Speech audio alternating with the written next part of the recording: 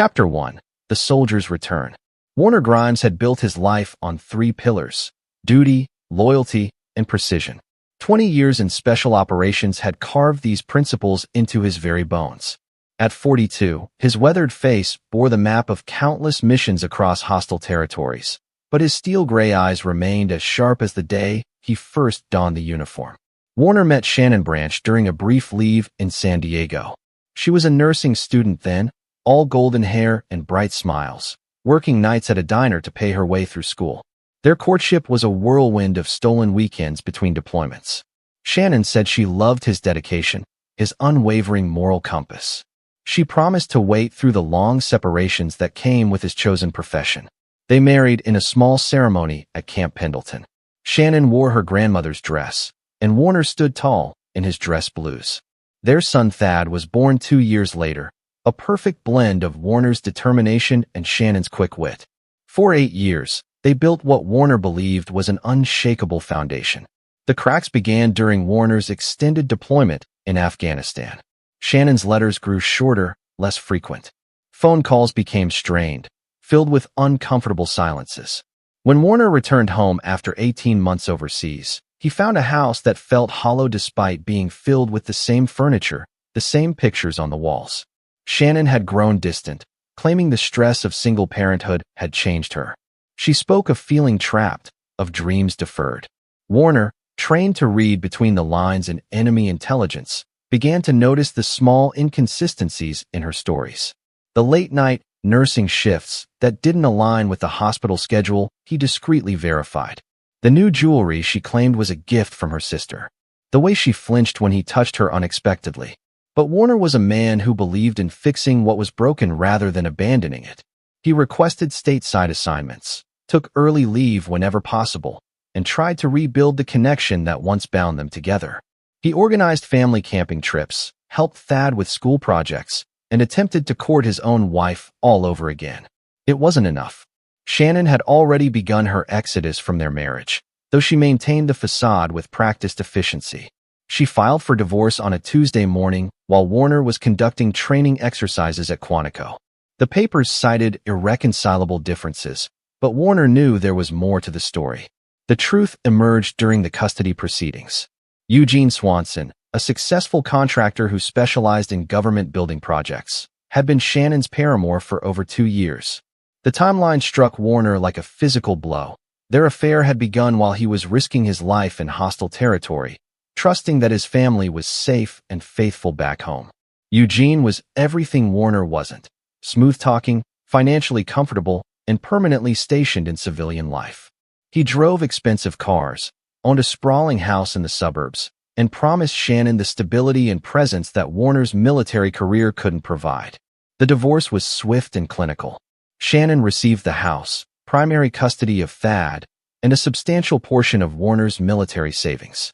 Warner was granted weekend visitation and 2 weeks during school breaks.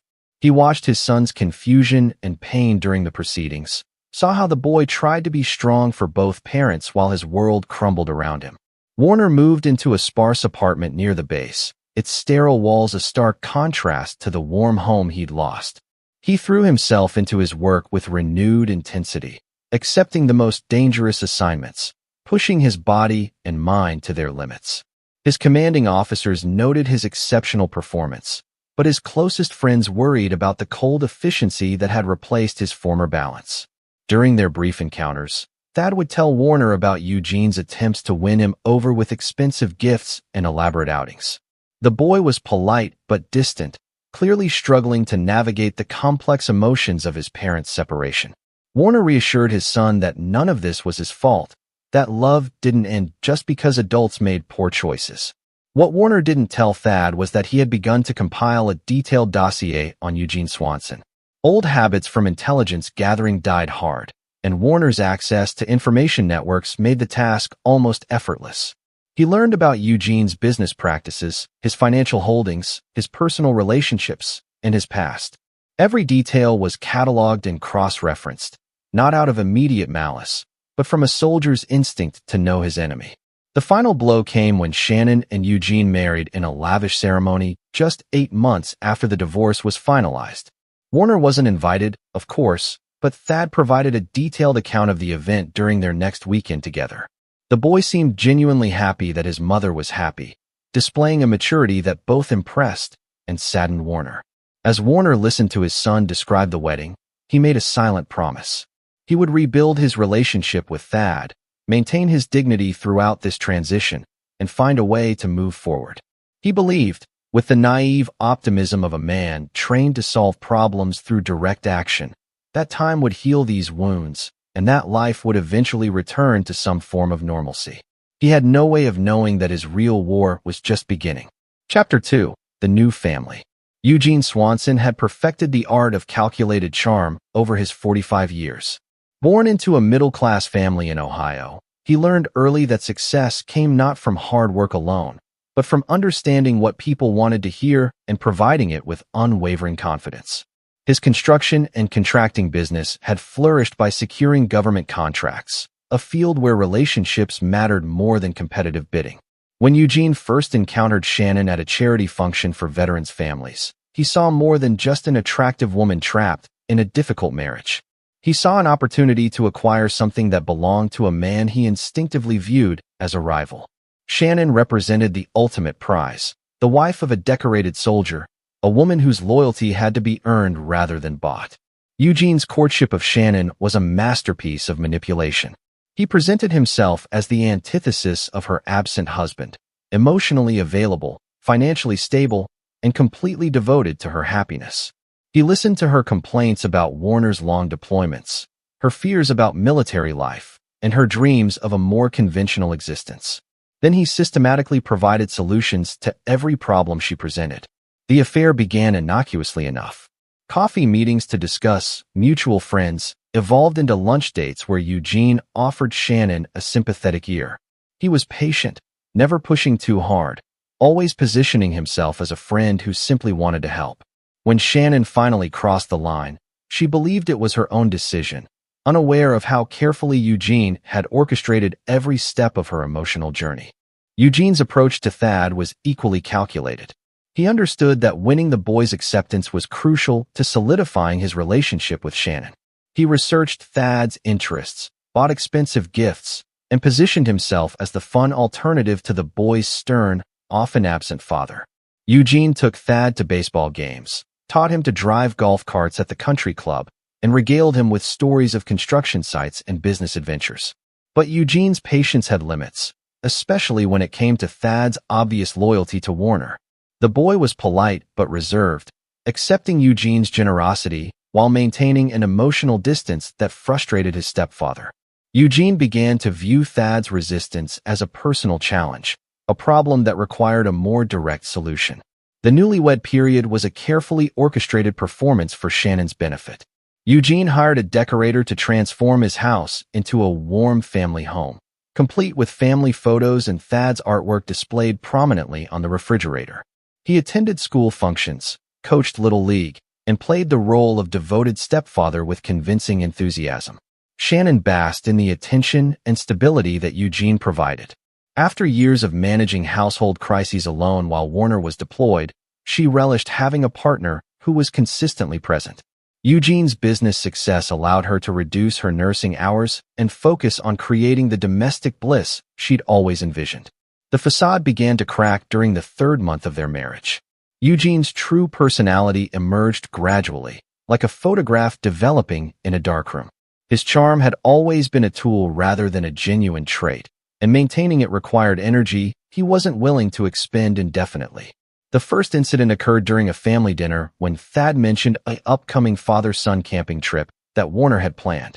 Eugene's jaw tightened imperceptibly, but his voice remained level as he suggested that perhaps they should plan their own family activities instead. When Thad politely explained that he'd already committed to the trip with his father, Eugene's smile grew strained. "You know, Thad," Eugene said, cutting his steak with more force than necessary, "I've been thinking it might be time you started calling me Dad.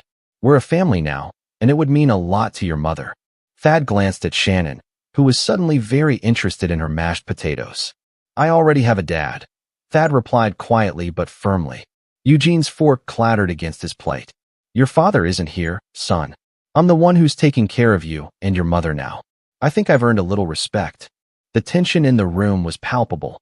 Shannon intervened quickly, changing the subject and defusing the immediate conflict, but the damage was done. Eugene had revealed the possessive nature that lurked beneath his polished exterior, and Thad had drawn a line that he wasn't willing to cross. Over the following weeks, Eugene's demands became more frequent and less subtle. He questioned Thad's phone calls with Warner, criticized the boys' enthusiasm for activities they'd shared, and began implementing household rules that seemed designed to erase Warner's influence from their daily life. Shannon found herself caught between her desire to maintain peace in her new marriage and her protective instincts toward her son. She rationalized Eugene's behavior as natural growing pains, convinced herself that his jealousy stemmed from genuine love for their family. When Thad confided his discomfort to her, Shannon encouraged him to be more understanding, to give Eugene a chance to prove himself as a father figure. Eugene's business dealings began to reflect his personal frustrations. He started pursuing military contracts more aggressively, not for their profitability, but for the opportunity to interact with Warner's professional community. He attended veterans events, joined organizations that put him in contact with active duty personnel, and cultivated relationships that might eventually lead to useful intelligence about his stepson's biological father. The psychological pressure on Thad intensified daily. Eugene criticized his table manners, his grades, his choice of friends, and his attitude. Every conversation became a subtle battle for dominance, with Eugene using his authority as head of household to chip away at the boy's confidence and independence. Thad began to withdraw, spending more time in his room and looking forward to his weekends with Warner with desperate anticipation. He tried to shield his father from the growing tension at home, not wanting to create additional conflict between his parents. The 10-year-old carried burdens that would have challenged adults, maintaining a careful balance between loyalty to his father and desire to protect his mother's happiness. The situation reached a breaking point on a rainy Thursday evening when Thad accidentally spilled grape juice on Eugene's expensive Persian rug. What should have been a minor household accident became a defining moment that would change the trajectory of all their lives. Eugene's carefully maintained mask finally slipped completely, revealing the cruel, controlling man who had been hiding behind practiced charm and calculated generosity. Chapter 3. The Breaking Point. The call came at 0347 hours, Kabul time. Warner was deep in hostile territory, leading a reconnaissance mission to locate a high-value target when his satellite phone vibrated against his chest. Protocol demanded radio silence during active operations, but the persistence of the caller triggered a cold dread in his gut that had nothing to do with the enemy forces surrounding their position. Warner signaled his team to hold position and move to a concealed location before answering. The voice on the other end belonged to Dr. Grace Larson from San Diego Children's Hospital, and her words hit him like shrapnel from an IED.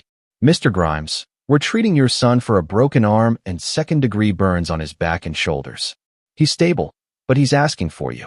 The world narrowed to a pinpoint of fury so pure it threatened to consume everything in its path. Warner's training kicked in automatically, his voice remaining steady despite the volcanic rage building in his chest. "What happened?" "There was an incident at home. The stepfather brought him in about an hour ago, said the boy fell down the stairs and accidentally backed into a space heater." "But Mr. Grimes," Dr. Larson's voice dropped to a whisper, "I've been treating abused children for 15 years. These injuries aren't consistent with the story we've been given." In the background, Warner could hear his son's voice, weak but determined. "Tell my dad. Tell him Mom's new husband did this to me. Tell him it happened after I refused to call him father." The satellite phone trembled in Warner's grip. Every instinct screamed at him to abandon the mission, to commandeer the nearest aircraft and cross half the world to reach his boy. But Warner was a soldier first, and soldiers completed their missions even when their personal world was crumbling.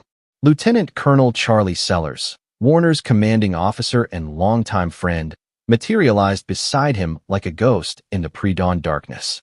The older man had monitored the radio traffic and understood the situation without requiring explanation. "Warner," Sellers said quietly, "your mission is scrubbed. The Stealth Hawk is yours." Within 6 hours, Warner was airborne, racing across continents while his mind calculated not flight paths, but revenge. The special operations community took care of its own, and an attack on a soldier's child was an attack on the entire Brotherhood. Sellers had expedited Warner's emergency leave and provided access to resources that weren't available through normal military channels. During the 14-hour flight, Warner made a series of carefully encrypted phone calls. He contacted Dr. Larson to get a full medical report on Thad's condition. He spoke with the police detective assigned to the case, learning that Eugene had spun an elaborate story about the boy's accident and that Shannon was backing her husband's version of events. Most importantly, he activated a network of former special operations personnel who now worked in various civilian capacities throughout San Diego. By the time Warner's plane touched down at Lindbergh Field, he had a complete picture of what had transpired in his absence. Eugene's psychological abuse had escalated to physical violence when Thad finally stood up to his stepfather's demands. The 10-year-old had endured weeks of intimidation, manipulation, and degradation before reaching his breaking point. The triggering incident was both simple and devastating. Eugene had insisted that Thad begin calling him Dad in front of Shannon's visiting sister and her family. When Thad quietly but firmly refused, Eugene erupted in a rage that had been building for months. He grabbed the boy by the arm, twisting it until the bone snapped, then pressed him against the electric baseboard heater until his shirt caught fire. Shannon had been upstairs during the assault, claimed she didn't hear the commotion. When she found Thad writhing on the living room floor, Eugene had already concocted his story about a fall down the stairs. Shannon, faced with the choice between protecting her son and preserving her marriage, had chosen to support her husband's lie. Warner arrived at the hospital to find Thad sedated but awake, his small body dwarfed by the medical equipment surrounding his bed. The boy's face lit up when he saw his father, and Warner had to fight to keep his expression calm and reassuring. "I'm sorry, Dad," Thad whispered through his pain medication haze. "I tried to be strong like you taught me, but he kept pushing and pushing." Warner knelt beside the bed, taking his son's uninjured hand in both of his. "You have nothing to apologize for, soldier. You stood up for yourself, and you told the truth when it mattered. I'm proud of you. Are you going to make him pay?" Thad's question was asked with the innocent directness that only children possess. Warner looked into his son's eyes that held too much pain and knowledge for a 10-year-old, and made a promise that would define the rest of his life. "Yes, son. I'm going to make them all pay." Dr. Larson provided Warner with detailed documentation of Thad's injuries, including photographs that would haunt his dreams for years to come. The burn patterns were clearly intentional. The arm fracture showed signs of twisting force rather than impact trauma. The medical evidence painted a picture of deliberate, calculated abuse. Detective Mario Walker, a 20-year veteran of the San Diego Police Department, met with Warner privately to discuss the case. Walker was sympathetic but realistic about the challenges they faced. "Without your son's testimony and some hard evidence, it's going to be difficult to make charges stick," Walker explained. "The stepfather has money for good lawyers, and your ex-wife is backing his story. We'll investigate thoroughly, but I wanted you to understand the landscape." Warner nodded, his expression giving nothing away. "Detective, I understand the limitations of the legal system. Sometimes justice has to be pursued through other channels." Walker studied Warner's face carefully. "Mr. Grimes, I hope you're not suggesting anything that might compromise this investigation or put you in legal jeopardy." "Of course not, Detective. I'm just a father who wants to protect his son." But as Warner spoke those words, his mind was already working through the preliminary stages of a plan that would be far more comprehensive and devastating than anything the justice system could provide. Eugene Swanson and Shannon had crossed a line that couldn't be uncrossed, had committed an act that demanded a response proportional to the crime. Warner had spent 20 years learning how to wage war against enemies of his country. Now he would apply those same skills to enemies of his family. The reckoning was coming, and it would be absolute. Chapter 4: Intelligence Gathering. Warner Grimes understood that effective warfare required superior intelligence. Over the next 3 weeks, while Thad recovered from his injuries in Warner's temporary custody, his father conducted the most thorough reconnaissance mission of his career. Warner rented a modest apartment near the hospital where Thad was receiving follow-up treatment, ostensibly to be close to his son during the recovery period. In reality, The location provided perfect surveillance opportunities for monitoring Eugene's business operations and Shannon's daily routines. Through his network of former special operations colleagues who had transitioned to civilian careers, Warner began assembling a comprehensive dossier on both targets. Morris Bolton, a former Navy SEAL who now worked as a private investigator, provided detailed financial records showing Eugene's business practices bordered on fraudulent but remained technically legal. Hayden May, an Army intelligence specialist turned cybersecurity consultant, accessed digital communications that revealed the true timeline of Shannon and Eugene's affair. The most damaging intelligence came from an unexpected source. Carmela Escobar, a housekeeper who had worked for Eugene for 3 years, approached Warner through a mutual contact. Carmela had witnessed the abuse incident firsthand and was willing to testify, but only if she could be guaranteed protection from retaliation. "Senor Eugene, he is not a good man," Carmela told Warner during a clandestine meeting at a coffee shop downtown. "He screams at the boy when Senora Shannon is not home. He calls him names, says his real father is a killer who doesn't love him. The night of the accident, I was in the laundry room. I heard everything." Carmela's testimony provided the missing piece of Warner's legal strategy, but more importantly, it revealed the psychological torture Thad had endured beyond the physical assault. Eugene had systematically worked to destroy the boy's connection to his father, using Shannon's guilt and desire for stability to enable his increasingly abusive behavior. Warner also discovered that Eugene's contracting business was built on a foundation of shortcuts and bribery that had thus far escaped regulatory scrutiny. The company regularly used substandard materials in government projects, inflated costs through fictional subcontractors, and maintained relationships with local officials through carefully disguised kickbacks. Shannon's situation was more complex. Warner's investigation revealed a woman who had gradually surrendered her moral compass in exchange for financial security and social status. Her nursing supervisors noted a decline in her performance and dedication following her remarriage. Former friends described her as increasingly isolated, defensive about her new husband's behavior, and unwilling to acknowledge obvious warning signs about Eugene's treatment of Thad. The custody hearing provided Warner with his first direct confrontation with both targets since Thad's hospitalization. Eugene arrived with an expensive legal team and an air of wounded righteousness, portraying himself as a devoted stepfather who had done everything possible to help Thad through the trauma of his parents' divorce. Shannon took the witness stand wearing designer clothes and enough makeup to conceal the stress lines that had appeared around her eyes. Her testimony was a masterpiece of selective memory and willful blindness. She claimed Thad was prone to accidents, that his relationship with Eugene was improving, and that Warner's military background made him unsuitable for full custody of a traumatized child.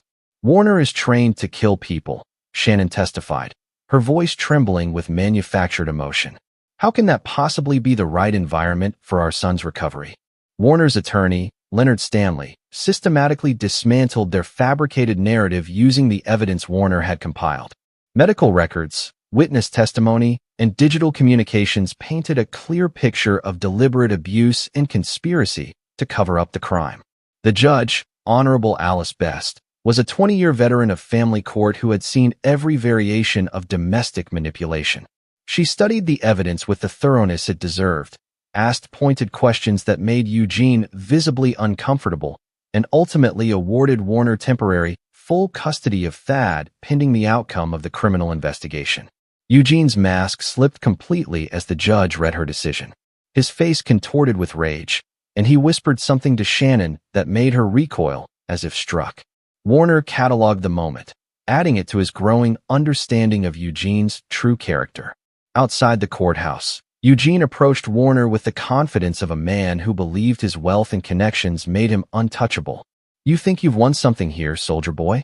Eugene's voice carried a threatening undertone. "This is just the beginning. I have resources you can't imagine, and I don't give up on what's mine." Warner studied Eugene with the detached interest of a scientist examining a particularly venomous specimen. "Mr. Swanson, I want you to understand something very clearly. Thad is not your property, and neither is Shannon. You made the mistake of hurting my son, and now you're going to learn what that really costs." Eugene laughed, a sound devoid of humor. "What are you going to do? Kill me?" You're nothing but a government-attacked dog who's outlived his usefulness. I built a business empire while you were playing war in foreign countries. I have connections throughout this city, and I know how to destroy men like you." Warner's smile was colder than Arctic wind. "Eugene, you're absolutely right. I am a government-attacked dog, and I've spent the last 20 years learning how to hunt men who think they're untouchable." That evening, Warner sat with Thad in their temporary apartment, helping the boy with his physical therapy exercises. Thad was healing well physically, but the emotional scars would take much longer to fade. "Dad, what's going to happen to Eugene and Mom?" Thad asked during a quiet moment. Warner considered his response carefully. "They're going to face the consequences of their choices, son. Your mother chose to protect a man who hurt you instead of protecting you from him. That's not something a good parent does. Do you still love Mom?" The question pierced Warner's carefully maintained emotional armor. "I love the woman I married, Thad. But that woman disappeared a long time ago. The person living in that house now is someone I don't recognize. Are you going to hurt them?" Warner pulled his son closer, mindful of the boy's healing injuries. "I'm going to make sure they can never hurt you again. Sometimes that requires actions that seem harsh, but a father's first responsibility is protecting his children." That night, after Thad had fallen asleep, Warner activated the final phase of his intelligence operation. Using skills honed in the world's most dangerous places, he conducted a covert entry into Eugene's house while the couple attended a charity dinner. What he discovered in Eugene's home office exceeded his darkest expectations. Hidden behind a false wall, Eugene maintained detailed records of his illegal business practices, photographs documenting his systematic abuse of Thad, and most damning of all, a collection of similar photos suggesting Thad wasn't his first victim. Warner photographed everything, copied digital files, and planted surveillance devices that would monitor all future activities in the house. He was back in his apartment within 2 hours, undetected and armed with evidence that would destroy both Eugene and Shannon completely. But Warner's plan extended far beyond simple legal justice. Eugene had promised a war, and Warner intended to give him exactly that. Chapter 5: The Opening Moves. Warner's campaign began with surgical precision, targeting the pillars that supported Eugene's carefully constructed life. Like a demolitions expert, he understood that bringing down a structure required identifying and severing the right load-bearing elements at the optimal sequence. The first strike hit Eugene's business empire. Warner leaked selected evidence of fraudulent practices to Gerard Oliver, an investigative journalist with the San Diego Tribune who specialized in exposing government contract corruption. Oliver's subsequent series of articles triggered immediate federal investigations into Eugene's company and several key government officials who had approved his contracts. Within a week, Eugene found himself facing inquiries from the FBI, IRS, and Department of Defense Office of Inspector General. His carefully cultivated relationships with local politicians became liabilities as they scrambled to distance themselves from the growing scandal. Contracts worth millions of dollars were frozen pending investigation, and Eugene's business partners began looking for exit strategies. Shannon felt the pressure immediately. The country club membership was quietly revoked. Invitations to social events stopped arriving. The women who had welcomed her into Eugene's social circle suddenly became unavailable for lunch dates and shopping expeditions. The isolation was gradual but inexorable, designed to make Shannon understand that her marriage had become a liability rather than an asset. Warner's second move targeted Eugene's personal relationships with surgical accuracy. Using information gathered during his surveillance, Warner began contacting Eugene's former business associates, ex-girlfriends, and family members.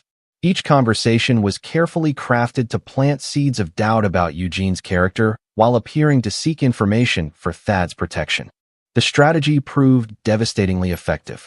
Eugene's younger brother Oliver Swanson, previously his closest ally and business partner, began asking uncomfortable questions about the circumstances surrounding Thad's injuries. Eugene's ex-wife, Dion Humphrey, came forward with stories of emotional abuse during their marriage that provided disturbing parallels to Thad's experience. Most damaging was Warner's contact with Keisha Gonzalez, Eugene's former secretary who had been quietly forced out of the company after rejecting his advances. Keisha provided detailed accounts of Eugene's inappropriate behavior toward female employees, his explosive temper when challenged, and his habit of using company resources for personal vendettas. Eugene tried to counterattack by hiring private investigators to dig up dirt on Warner's military service, hoping to find evidence of misconduct or psychological instability. The effort backfired spectacularly when the investigators discovered Warner's exemplary record and began questioning why their client was so desperate to destroy a decorated war veteran.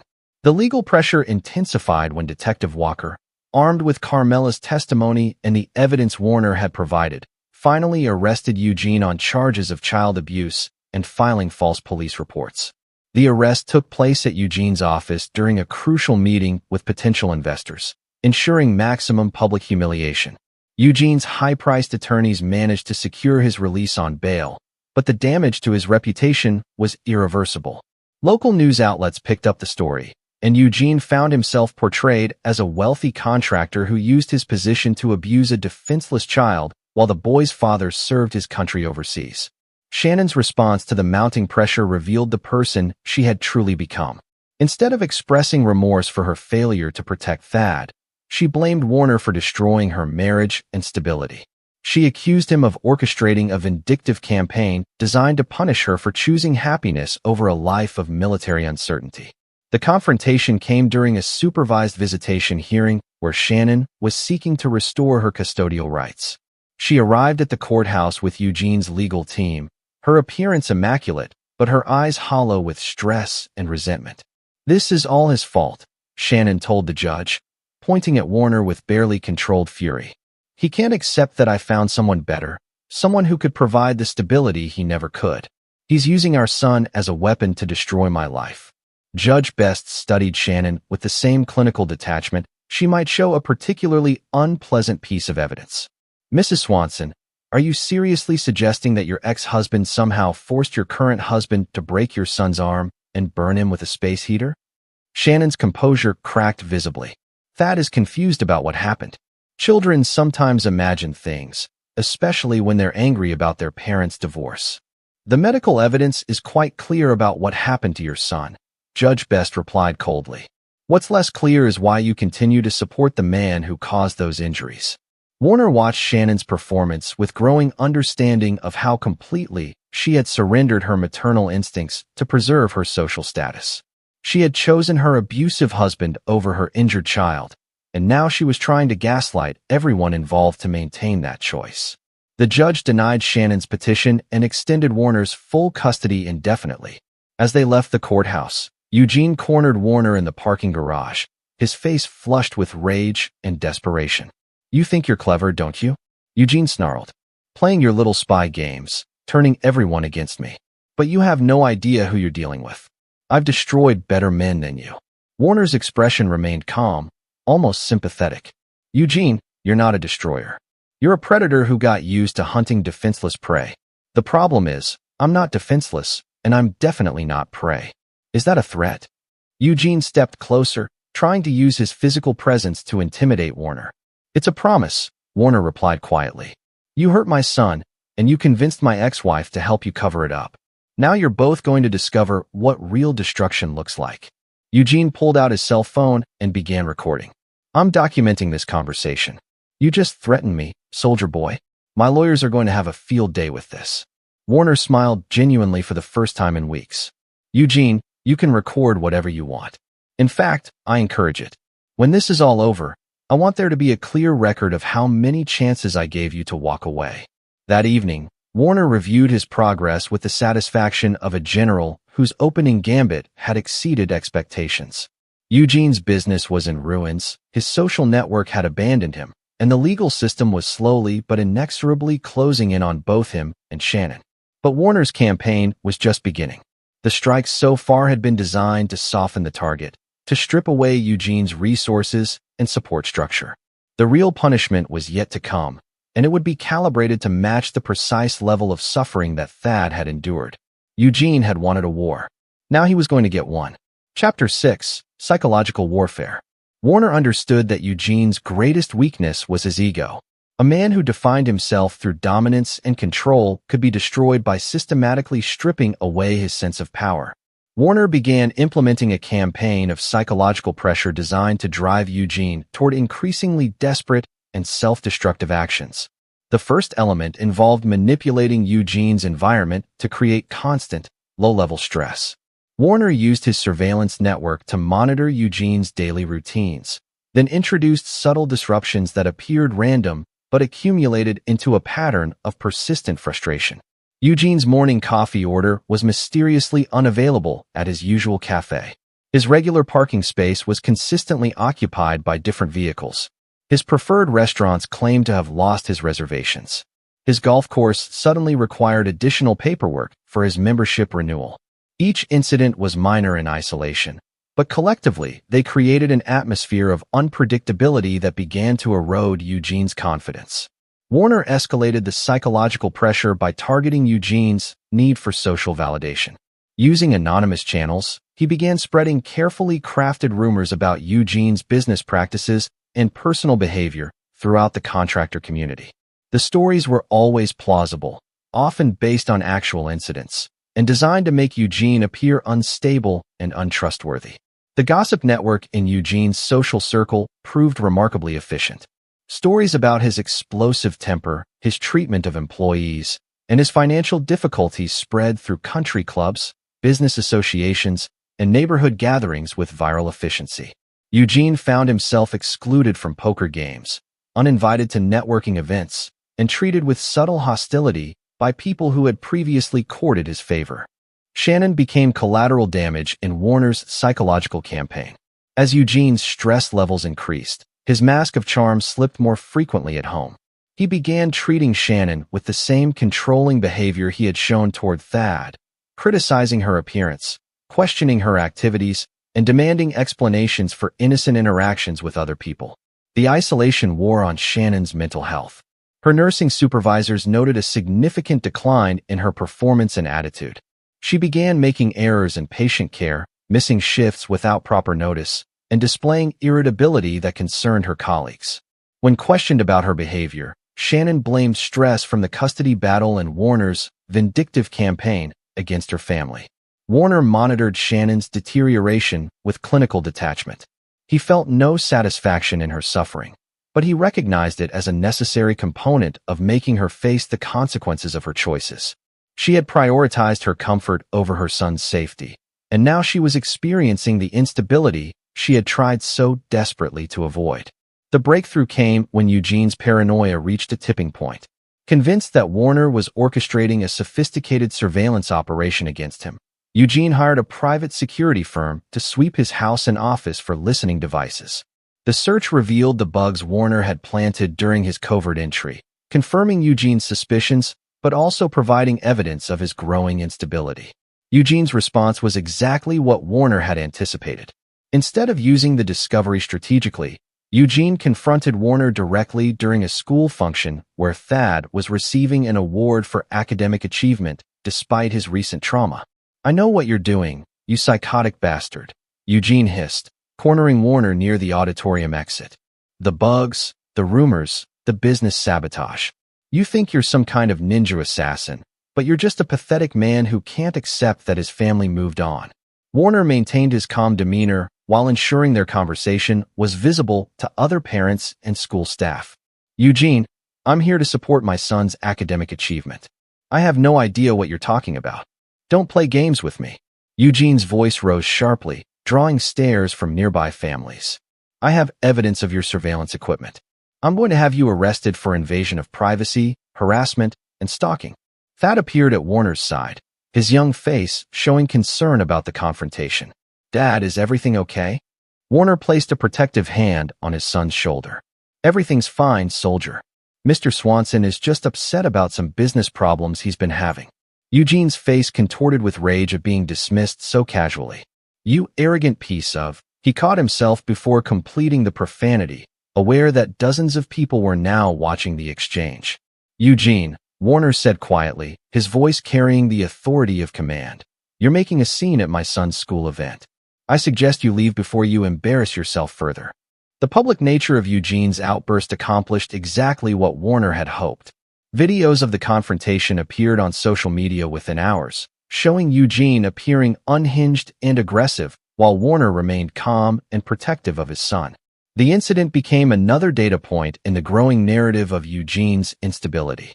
Eugene's legal team advised him to avoid further contact with Warner, recognizing that their client was being systematically provoked into self-destructive behavior.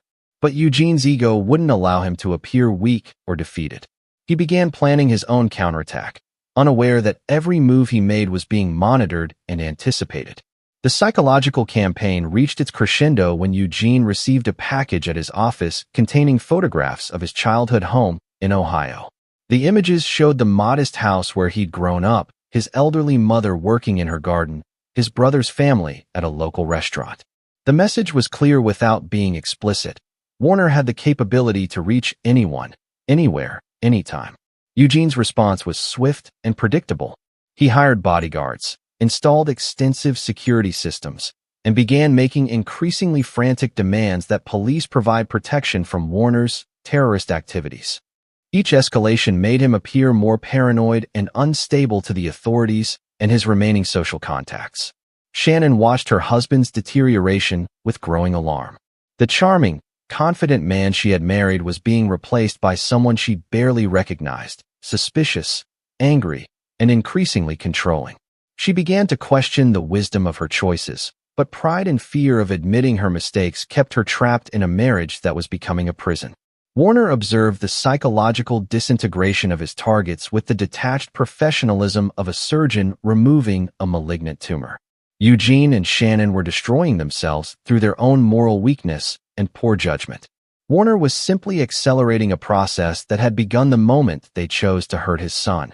The endgame was approaching, and Warner was prepared to deliver the final blow that would complete their destruction. Chapter 7. The Hunter Becomes the Hunted. Eugene's paranoia had reached pathological levels, but his assessment of the threat wasn't entirely wrong. Warner was indeed orchestrating a comprehensive campaign against him, but the scope and sophistication exceeded even Eugene's fevered imagination. What Eugene perceived as harassment was actually the careful preparation for a final, devastating strike that would eliminate him as a threat permanently. Warner's intelligence network had uncovered Eugene's most closely guarded secret, a pattern of child abuse spanning over a decade, carefully concealed through legal manipulation and victim intimidation. Eugene's first wife, Dion Humphrey, had fled their marriage after he began showing inappropriate interest in her teenage daughter from a previous relationship.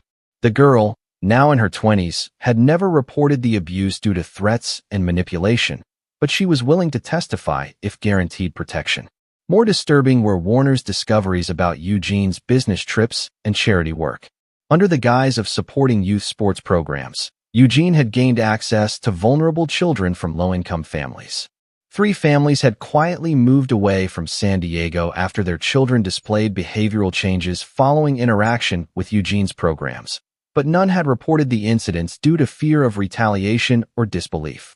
Warner compiled the evidence with methodical precision, building a case that would not only destroy Eugene, but ensure he faced justice for crimes far beyond what he had done to Thad. The challenge was presenting the information in a way that would trigger proper investigation without revealing Warner's role in gathering the intelligence. The solution came through Warner's relationship with Detective Walker, who had become increasingly frustrated with the limitations placed on his investigation by Eugene's legal team and political connections. Walker was a good cop who genuinely wanted to protect children, but he lacked the resources and authority to pursue Eugene's broader pattern of abuse. Warner arranged for the evidence to reach Walker through a series of anonymous tips that appeared to come from different sources. A concerned teacher reported suspicious interactions between Eugene and students. A former employee discovered compromising photographs while cleaning out old files. A social worker noticed patterns in case reports that had previously seemed unrelated. Each piece of evidence was carefully authenticated and documented to meet legal standards for admissibility. Warner's military training in intelligence analysis allowed him to present the information in a way that built an irrefutable case while protecting his sources and methods. Eugene's world began collapsing with accelerating speed. The FBI raided his offices and home, seizing computers, financial records, and personal items. His business partners formally dissolved their relationships, unwilling to be associated with the growing scandal. His legal team, recognizing the severity of the charges likely to be filed, began negotiating plea deals to minimize their own exposure. Shannon found herself trapped in a nightmare of her own making. The comfortable life she had chosen over her son's welfare was evaporating, leaving her isolated and facing potential charges as an accessory to child abuse. Her nursing license was suspended pending investigation, and her few remaining friends began avoiding her as the scope of Eugene's crimes became public knowledge. The breaking point came when Thad's therapist, Dr. Aline Barrett, confirmed that the boy was ready to provide detailed testimony about his abuse. Thad had been receiving counseling to help him process his trauma, and Dr. Barrett believed that speaking publicly about his experience would be therapeutic as well as legally valuable.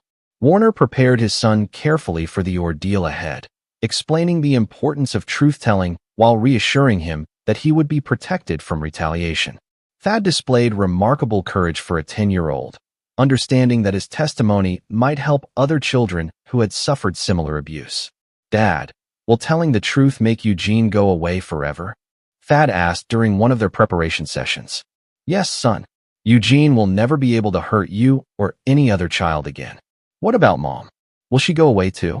Warner struggled with how to answer honestly without damaging Thad's relationship with Shannon unnecessarily. "Your mother made some very bad choices, Thad. She'll have to face the consequences, but I hope she'll eventually understand that protecting children is more important than protecting herself." Eugene's final act of desperation revealed the true depths of his moral corruption.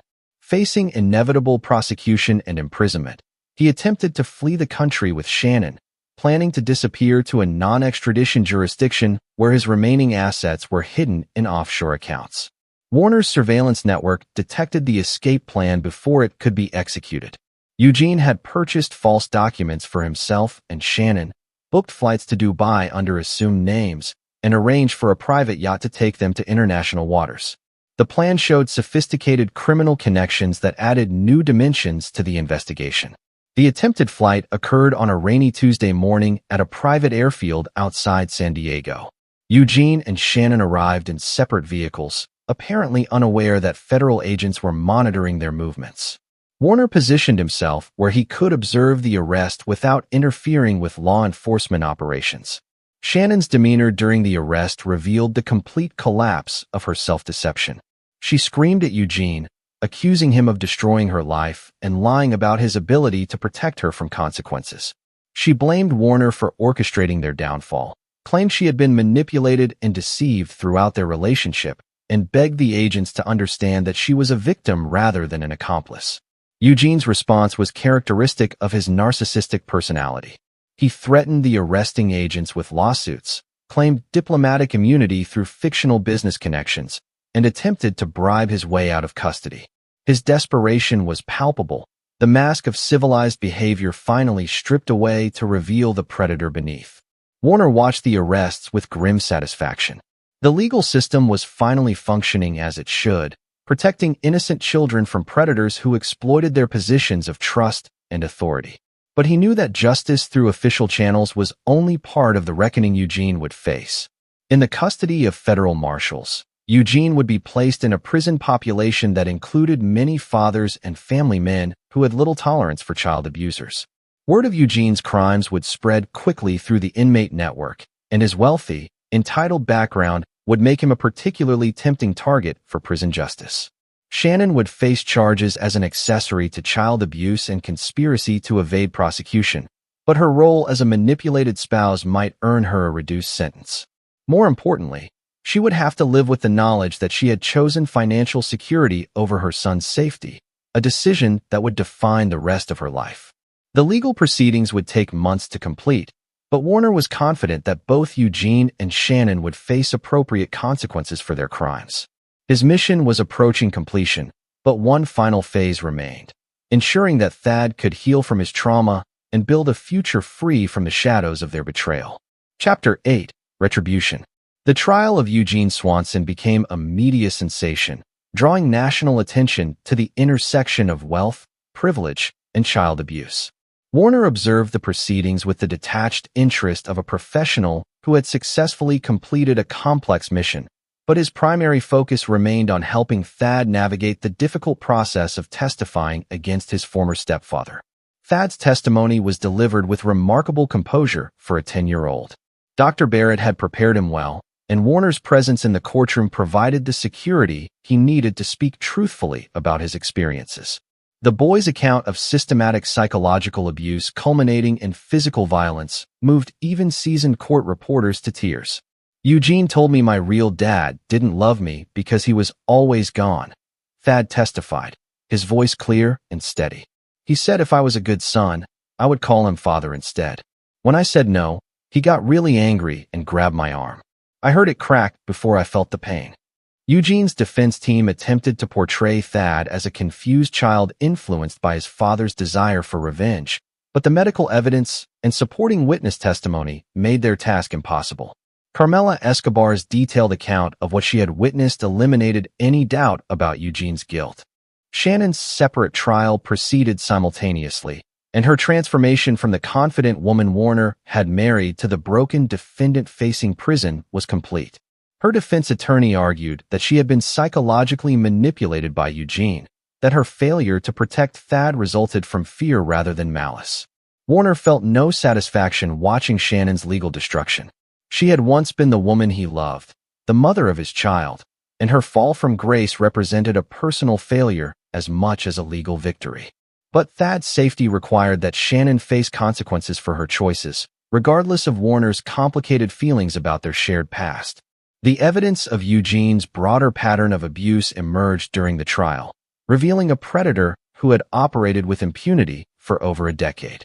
Multiple victims came forward, supported by advocates and protected by court orders, to describe their experiences with Eugene's systematic grooming and abuse.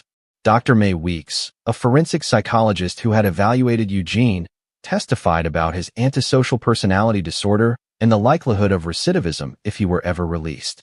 Her professional opinion was that Eugene represented a permanent threat to children and would continue offending regardless of treatment or consequences.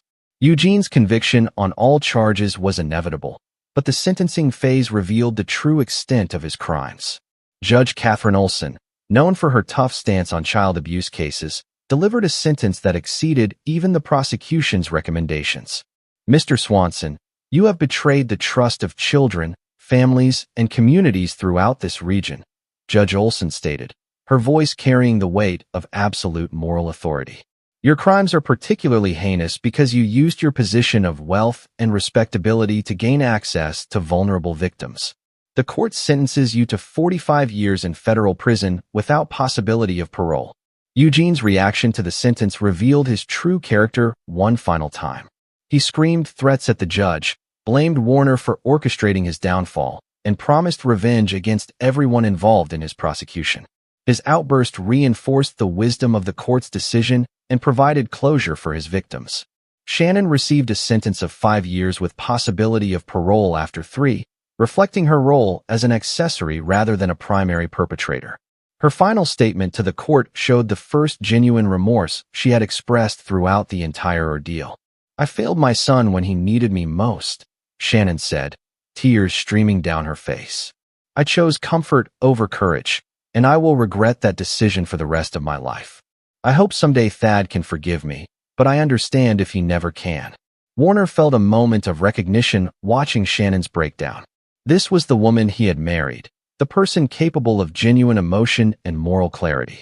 But years of self-deception and compromise had buried that woman beneath layers of rationalization and willful blindness. The media coverage of the trials brought unexpected consequences for Warner and Thad.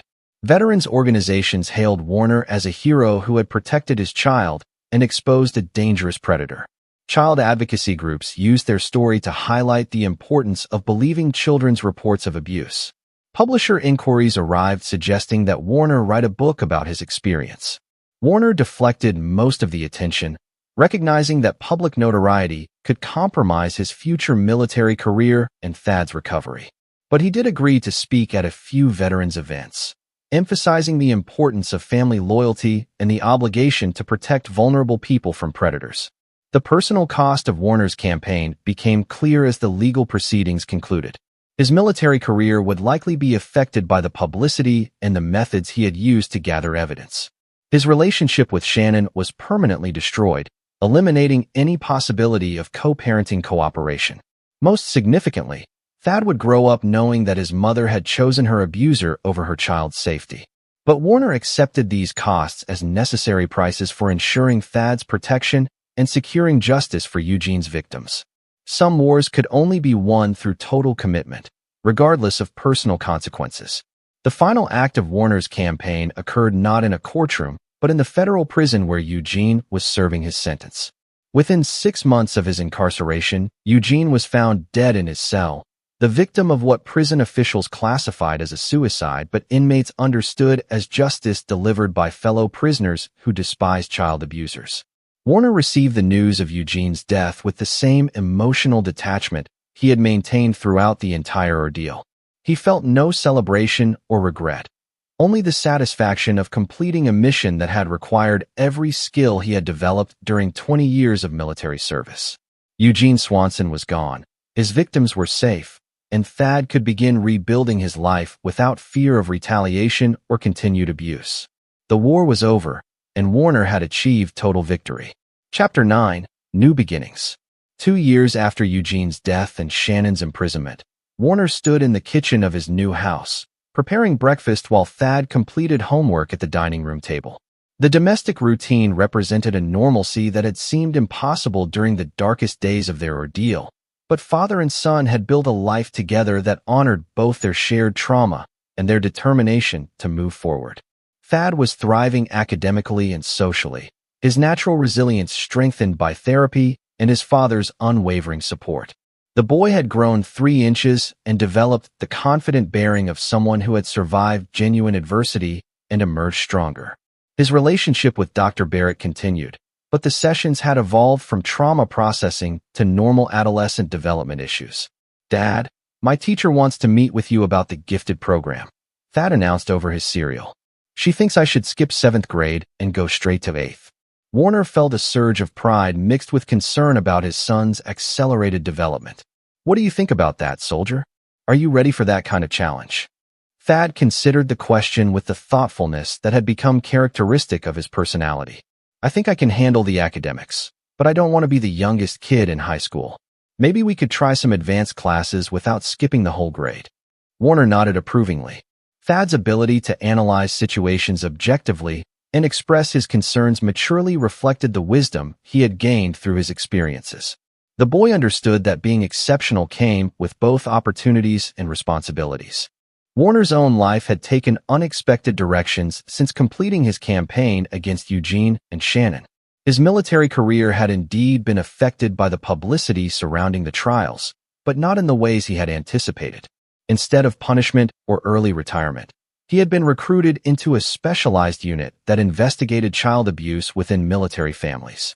The assignment allowed Warner to use his unique combination of investigative skills and personal experience to protect other children from predators who exploited their positions of authority. His success rate in exposing abuse and securing convictions had earned recognition throughout the military justice system. Shannon's release from prison was scheduled for the following year, assuming good behavior and successful completion of rehabilitation programs. Thad had received letters from his mother expressing remorse and requesting permission to rebuild their relationship, but the boy remained ambivalent about contact with the woman who had failed to protect him when protection was needed most. "Do you think I should see Mom when she gets out?" Thad asked during one of their regular conversations about difficult topics. Warner had dreaded this question while simultaneously preparing for it. "That's your decision to make, son. Your mother made terrible choices, but she's still your mother. If you decide you want to see her, I'll support that. If you decide you're not ready, I'll support that too. I'm not angry at her anymore," Thad said thoughtfully. "But I don't trust her judgment about people. What if she finds another Eugene?" The question revealed Thad's sophisticated understanding of human nature and relationship dynamics. Warner recognized that his son had developed protective instincts that would serve him well throughout life, but he worried about the cynicism that might result from such early exposure to adult betrayal. "Trust is something that has to be earned back slowly," Warner explained. "If your mother is serious about making amends, She'll understand that you need time and proof that she's changed. Real change takes years, not months. Warner's relationship with the extended family had evolved as well. His parents, initially confused by the complexity of the custody situation, had become fierce advocates for Thad's welfare once they understood the full scope of what had occurred. Shannon's parents, devastated by their daughter's choices and imprisonment, maintained contact with Thad through carefully supervised visits that Warner monitored for any attempt to manipulate the boy's emotions. The house Warner had purchased was located in a neighborhood with excellent schools and proximity to military facilities, but more importantly, it provided Thad with stability and security after years of upheaval. The boy had his own room, decorated with academic awards and sports trophies that reflected his growing confidence and achievement. Warner had also begun dating, cautiously and with Thad's knowledge and approval. Detective Mario Walker's sister, Lillian Walker, was a high school counselor who understood both the challenges of single parenthood and the complexities of Thad's background. Their relationship was progressing slowly, built on mutual respect and shared values rather than passion or convenience. "I like Miss Lillian," Thad had told Warner after meeting her several times. "She treats me like a person, not like a victim or a prize to be won." The comment revealed Thad's ability to recognize authentic relationships versus manipulative ones, a skill that would protect him from future predators but might also make it difficult for him to trust people completely.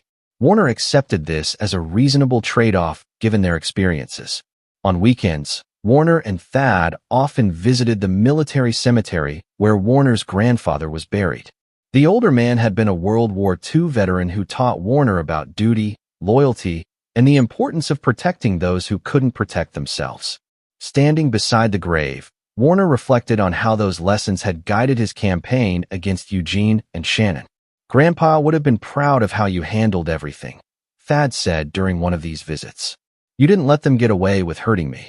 Warner placed his hand on his son's shoulder, feeling the solid strength of the boy who had survived abuse and emerged with his moral compass intact. "He would have been proud of you too, soldier. You told the truth when it mattered, even though it was scary and difficult." The legal system had functioned as intended, delivering justice to Eugene's victims and holding Shannon accountable for her complicity. But Warner understood that true justice had been achieved through his systematic destruction of Eugene's life and reputation, ensuring that the predator could never again exploit his position to harm children. Eugene's death in prison had provided final closure, eliminating any possibility of future revenge or manipulation. Warner felt no guilt about the methods he had used or the outcome he had orchestrated. Some enemies could only be defeated through total war, and Eugene had declared war the moment he chose to abuse Thad. Shannon's eventual release would present new challenges, but Warner was confident in his ability to protect Thad from any attempt at emotional manipulation or reconciliation that wasn't in the boy's best interests.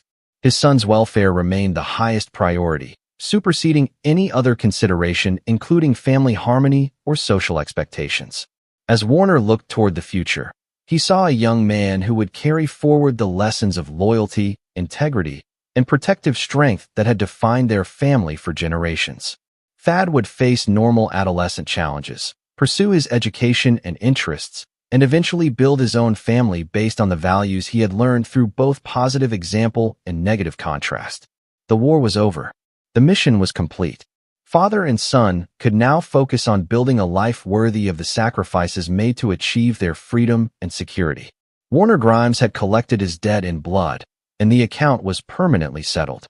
This is where our story comes to an end. Share your thoughts in the comments section. Thanks for your time.